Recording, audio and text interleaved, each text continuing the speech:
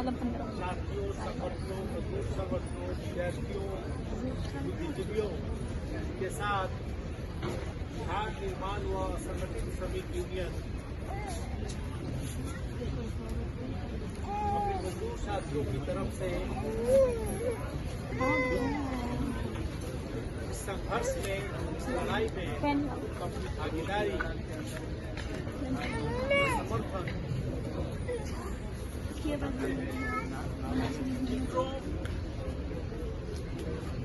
फलस्तीन की लड़ाई, फलस्तीन जनता की लड़ाई एक देश की लड़ाई नहीं, ये सिर्फ राष्ट्रीय मुक्ति की लड़ाई नहीं। जो लोग भी फलस्तीन को जानते हैं, बॉर्डर के इस पार मेहनत करने वाले लोग रहते थे गाजा में, और अधिकांश लोग मजदूरी करने के लिए परमिट पाकर के इजराइल में जाते हैं। तो इस तरह से यह जो हमला हुआ है, एक राष्ट्र के मेहनत कश आवाम के ऊपर हुआ। ये सिर्फ राष्ट्र की स्वतंत्रता की लड़ाई नहीं है, यह मेहनत करने वाले लोग जो इजरायली कुलीन वर्ग हुए,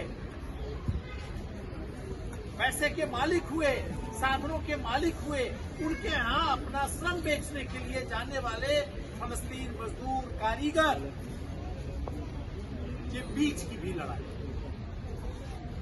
और आपने देखा होगा कि युद्ध के दौरान इजरायली कुलीनों के हालत खराब हो गए, क्योंकि काम करने वाले लोग उनके हैं। और फिर अपने देश से मजदूरी करने के लिए उस युद्धरत देश में गए, जहां ऊपर से एक तरफ बम गिराया जा रहा था तो दूसरी तरफ मिसाइलें भी गिर रही। और हमारी सरकार, जिसका इतिहास फलस्तीन की जनता के साथ खड़ा होने का रहा है, इजराइल के साथ कूटनीतिक संबंध नहीं था, लगातार उसका विरोध करते रहा।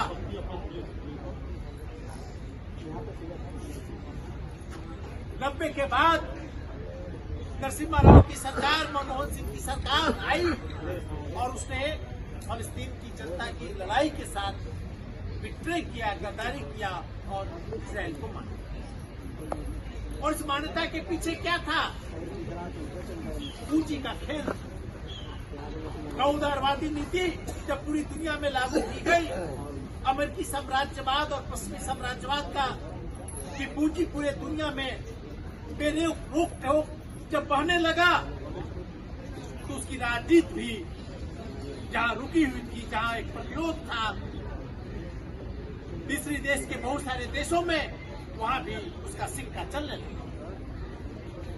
और इस रूप में इजराइल के साथ न सिर्फ कूटनीतिक संबंध बना, बल्कि बाद में भाजपा की सरकार और मोदी की सरकार तो हद ही कर दी। और सबसे ज्यादा हद तो यहाँ का जुडिशियरी करता है, यहाँ की नौकरशाही करता है, यहाँ का पुलिस प्रशासन करता है। सरकार और सरकार को चलाने वाली जो पार्टी है और उसके जो आइडियोलॉग हैं, उनके इशारे पर फलस्तीन की जनता के पक्ष में खड़ा होना और जुलूस प्रदर्शन निकालने वाले को भी देशद्रोही समझा जाता है। और ये समझाया जाता है कोर्ट के द्वारा कि आप राष्ट्रहित देखिए, फलस्तीन के साथ खड़ा होने में राष्ट्रहित नहीं है, राष्ट्रहित है इजराइल के साथ खड़ा होने में, क्योंकि वहाँ पूंजी का संबंध है। उसकी पूंजी आपके यहाँ आती है बड़े पूंजीपतियों के साथ, और आपके बड़े पूंजीपतियों को वहाँ जगह है। मतलब मेहनत करने वालों का कोई देश नहीं है। हम लोग भी भ्रम में नहीं रहे। भारत हमारा देश है।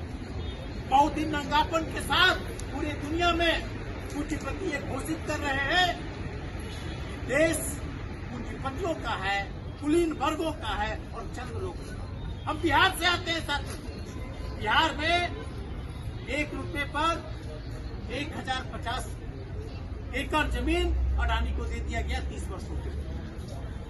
नंगई के साथ सारे साधनों को पूंजीपतियों को दिया जा रहा है।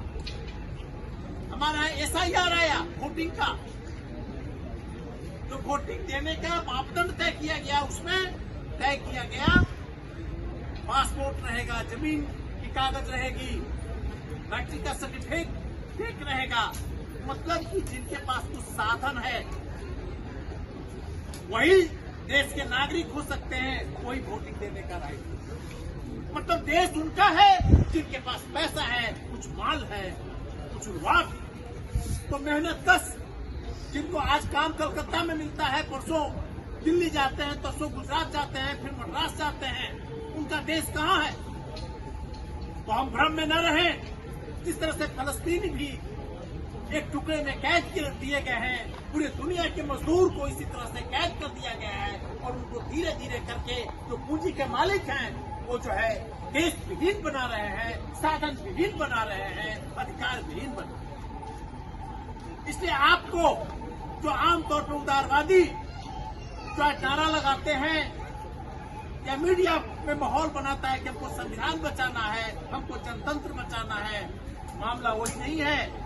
आपको नया जनतंत्र लाना है और नया संविधान भी लाना होगा, जहां पूंजी के मालिकों और कुलीन वर्गों का नहीं चलेगा, संपत्ति रखने का अधिकार नहीं चलेगा, मेहनत करने वालों का साधनों से लेकर के सारे देश पर एक नियंत्रण होगा और वो देश चलाएंगे।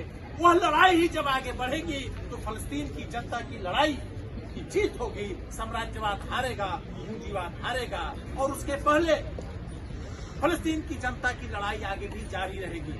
और इस युद्ध ने दिखा दिया कि खंडहर के राख से लोग निकल आएंगे और लड़ेंगे, क्योंकि यह लड़ाई ने साबित किया कि अंततः जो अमेरिकी साम्राज्यवाद मंसूबा देख रहा था उसे वहां से स्थापन करा करके हम वहाँ हब बनाएंगे, पर्यटक स्थल बनाएंगे और बाहरी कुलीनों को लाकर बसाएंगे, वो मंसूबा खत्म हुआ। तो ये सबक भी लेने की जरूरत है, गांव और फैक्ट्रियों में बताने की जरूरत है कि हमें भी अपनी जमीन के लिए, अपने साधनों के लिए, अपने श्रम करने के अधिकार के लिए ऐसे ही लड़ना पड़ेगा जैसे फलस्तीन की जनता ने लड़ी है। इस अपील के साथ हम अपनी बात समाप्त करते हैं। इनकलाब जिंदाबाद, फलस्तीन की जनता की लड़ाई जिंदाबाद।